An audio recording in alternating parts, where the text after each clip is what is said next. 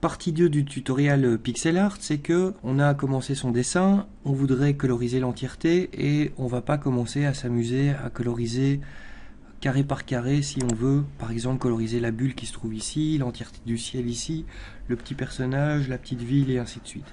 Alors le système que j'ai trouvé pour pouvoir faire ça, et d'où l'intérêt par la suite de garder sa grille, c'est que vous voyez que normalement on voit pas sa grille d'origine, que si je décompose à ce moment-ci, ben, le problème c'est que je vais décomposer, que je vais perdre comment dire, le contour de mon espace de travail, donc le pot de peinture ne fonctionnera pas puisqu'il n'y aura pas de délimitation de tracé. Maintenant, le truc que je vais faire, ici je vais un tout petit peu reculer, voilà, c'est que je vous montre l'erreur que je pourrais faire, c'est de le décomposer à ce moment-ci.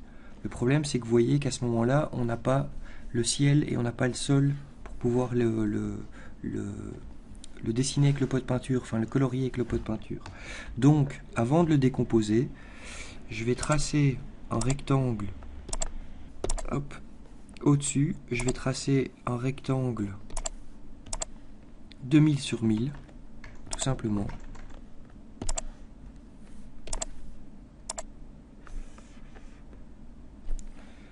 Que je vais d'ailleurs aligner à mon plan de travail, d'où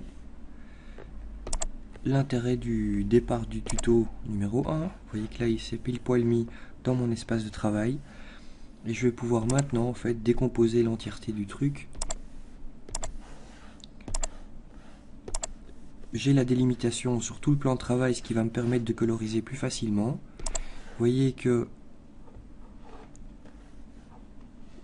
avec les flèches, je vais dans mon nuancier. Je vais venir choisir une notion de gris et voilà le message que vous pourriez avoir avec votre pot de peinture. C'est l'idée que je n'ai pas sélectionné ce que je veux colorier. Donc ici, soit avec ma flèche, je sélectionne et j'y vais.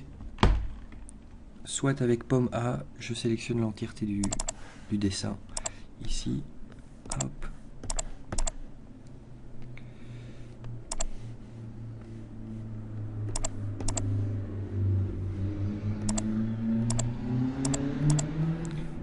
Maintenant, je peux revenir à la version sans la sélection. Hop, je reprends mon pot de peinture dynamique. Je termine ce petit bâtiment-ci. Le petit personnage ici.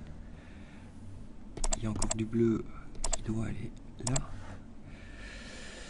Et ma petite bulle comme ceci. Alors le truc c'est que j'aimerais bien mettre des nuages dans mon décor, voire peut-être de l'ombre ici, et que j'ai oublié de le faire. Problème c'est que quand je sélectionne l'entièreté, j'ai plus ma grille.